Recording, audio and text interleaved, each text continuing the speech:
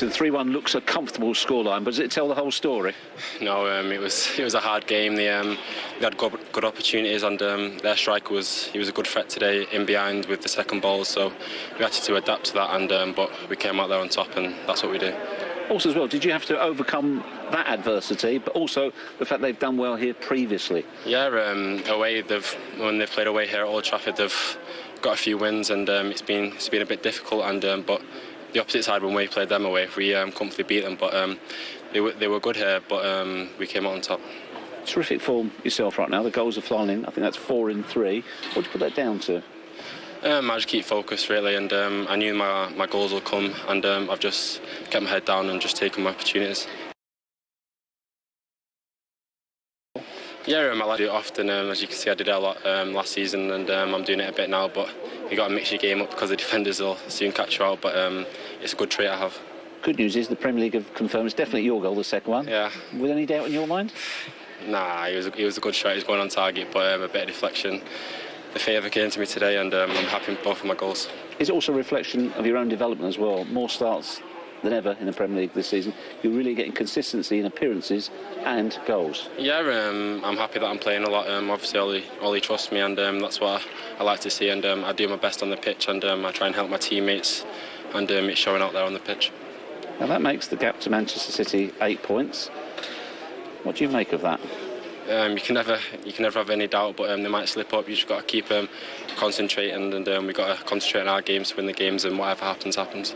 Is the view it's a possibility while it's still a possibility? Yeah, anything's possible, isn't it? But hopefully they drop some points, but we'll just keep focused. Well played indeed. He's up to 9 goals for this season, following his 17 last season. And as we've been saying, people forget he's only 19 years of age at the size of the club like Manchester United. I remember as well, you know, playing for Man United since he's a child, he knows the pressure of being at Man United. So when you can get through that academy and then get into the first team, then you've got to then start to produce at that age at Manchester United. He's doing a lot. He's doing a lot of good stuff. Yeah, and Ole Gunnar Solskjaer says he's the most natural finisher at the club. What about the build-up to his first goal? Oh, it was a wonderful goal. The pass, the movement, the pace. This was what was lacking in the first half. This was someone driving forward, then the movement, getting into the box. Look at Fernandes breaking his neck to get in there. I mean, that is brilliant, the arrogance of it. Then he just walks off, look at him. And then the finish from Greenwood is excellent also. He shows great composure and sticks it away superbly well. But, yeah, everything that was missing from Man United's game, I thought, in the first half was this pass, move, at pace, going at Burnley, and they couldn't cope with that. And it was an excellent goal. What about his finishing? Right. Well, like here, this is what you want to do. You get your technique right, come onto it, and hit it clean. That's what he's done there. But what's good about that is that when you look at Burnley, when you get Burnley backpedaling, when you move the ball quicker, to get the ball into Rashford, Loughton's got to do a little bit better, but Rashford's pace and skill beating. But when you get them going back like that, and Man United coming onto you, like you're in trouble. What about the lead that they didn't hold on to for very long and the way they conceded the equaliser? Well, I think that when we see it, you see, like, I think it's a massive mismatch. You've got Wan-Bissaka. At no stage has Wan-Bissaka got him. Now, then you see Harry Maguire's, he's rooted because he's in the zonal position. So Tarkowski's body weight, look at this. No stage has Wan-Bissaka stopped him anywhere. Harry Maguire's, like I say, he's in the zone. He's not... So it's much more difficult for him to make a standing jump. You look at Tarkowski, he's only got his shoulder on him and he's falling over because he's got the momentum. You got any weakness in defending set pieces, Burnley will find you out. They are brilliant at doing it. Putting the ball into the right area for the big centre-halves to go and attack it, particularly when you zonal mark. Then that's what Burnley love, because when the big guys are coming onto you, they're running onto you, they've got to run onto you, there's not a lot you can do with it. And Harry gets caught, he hasn't got time. Tarkowski's got his arm on it where he really can't jump. It's fantastic from Burnley. I think they've got...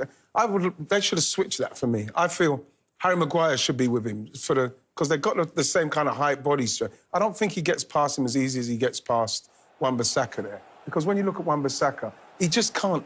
He's not strong enough to stay with him. He doesn't stop his movement at any stage, doesn't stop James Tarkowski's, like, momentum. And I think that if you've got Harry Maguire with him, he might be able to at least jock him and hold him a bit. Nothing. I don't care how big or strong you are. If you're standing, trying to jump, and Tarkowski's coming onto you, you're going to find it very difficult onto you. Yeah. And that's why they're so good at it, because they work at it. They put the ball into the right area, saying, go and attack it, lads. And it's not impossible, but it's very difficult to defend. Yeah, and they say Manchester United, Ole Gunnar Solskjaer, they always keep going. Element of luck, as Mason Greenwood was saying about his second goal with the deflection. Yeah, but, like, I think that, again, you look at it, once it comes back out to Pogba, a lot of time and space on it, you know, he just flicks it outside. I'm thinking that when you look at the Burnley defenders, you've got one going out and one behind. They've got to force him down the right-hand side. And what you want him to do is cross it rather than shoot, because if he comes in and he shoots, you look at Taylor there, show him down the line, let him go down, don't let him go back inside. It doesn't take him much to move it, to be fair, but I'd rather him go down the right to have to cross it than come inside and get a deflection that can go in. Yeah, deflected off Jack Cork. So 2 goals for Mason Greenwood. Now, we began the show by talking about Greenwood and, indeed, the movement of Edison Cavani, who came on at half-time. He got his goal eventually, but did you see more examples of that movement? I saw plenty of examples of that movement. What I would say, if there's any young striker coming into the Premier League who wants to be a success at this level and score goals, watch this guy's movement. Look and learn and study him, because I think he's the best in the Premier League at this type of thing. His movement is fantastic. And if he doesn't get the ball passed to him, he lets his teammates know that he's not happy. Then what happens in the next one, that they pass to him. I mean, you can see him here, look. He's not happy, he's moaning, and I'm sure that he's had a word with Rashford. Same thing again. McTominay, this ball should come in now. What on earth is he taking a touch for? That's a great crossing position to be in. It doesn't. Now have a look at it. Same thing again. That by the time the ball comes in, there you go. He's shouting and moaning at his teammates again. And this is class. What he does is gets the ball off Fernandes, goes infield, plays it early, what he wants, balls to be played early. He doesn't stop. Watch his movement. He goes for the first one. He doesn't get it. He stays alive. He gets the second one. He gets the second one because he moans at the players for not passing it, not crossing it early enough when he's making his runs. Young kids who want to be a centre-forward, watch his movement, because he's fantastic at it. I'm sat with 2 centre-forwards who, of course, never had a huff during their career. You know, the thing is that what you want is the bread and butter stuff. And the bread and butter stuff is when you make movement, people get in the opposition, the capabilities to put it in, like we saw with McTominay. You can see Edison Cavani's movement. You're doing that. Those are for free. You know, sometimes you want to be able to get through and you can finish one-on-one, but that's the kind of stuff that you have to do. Near post, far post, get half-yard defender, get the head in front of him. That's where you make the money. I don't even know why McTominay is even thinking about taking the touch there. You saw the goal that he scored against Tottenham, where Greenwood no thought other than get the ball in, get it into the right area, and he'll move. That was an ideal position for McTominay to put his head down and not even look, just get it in there, because you don't have to look. You can see because in Cavani's mind, the ball's going back to him. He's already read all that. The ball's going back to McTominay. Cavani's already on the move, so he's thinking, oh, this is coming in. But when you look at it, when it goes back to me and we slow it down, watch Cavani now, look, see it. He's already going. Yeah. You see, the defenders, look at where he's ended up. That is because that's what's got to happen. That ball has to come in. And they're talking about, oh, Cavani, and he's great, his movement in training. If they're not doing that, they should be able to know that that's what he's doing now. Yeah. So that ball's got to come in. That's the worry I have with it. There's too many times you're watching Cavani having to go, why aren't they putting that in? Either they're doing it in training and not doing it in the games, or they're just not doing it enough in training for him. That's interesting. So when we're talking about Greenwood learning from him and Rashford, all the players can learn. Scott McTominay, from that one incident, can learn that. Yeah, well, if you were Cavani now, you'd be in there saying that to Scott McTominay. Absolutely. And I'm pretty sure that he would have said it on the pitch when it didn't come in. And I'm also certain that he'll say it in the dressing room. Goodness me, I'm making the run. Get that ball in the box. You don't need to put it in a pinpoint cross. No. All you need to do as a midfielder or a wide man is get the ball into the danger area. That guy, Cavani, will do the rest. He'll make the movement. He'll make a poor cross or an average cross into a good one because of his movement.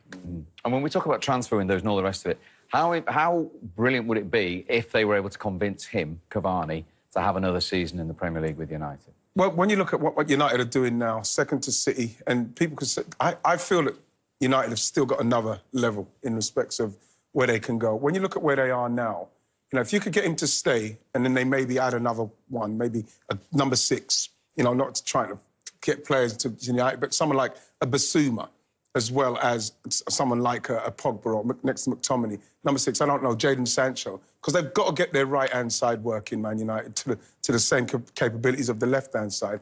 If you've got Cavani in there, you're going to cause problems. You know, people talk like someone like Jadon Sancho. We're talking about he can easily, like, 15 assists. That's goals in your team. 15 assists and goals in your team. If they get that going with someone like Cavani, with that movement, and everybody can buy into the fact that he's moving in there, you're going to be fine. You're going to get another 10 points easily, Man United.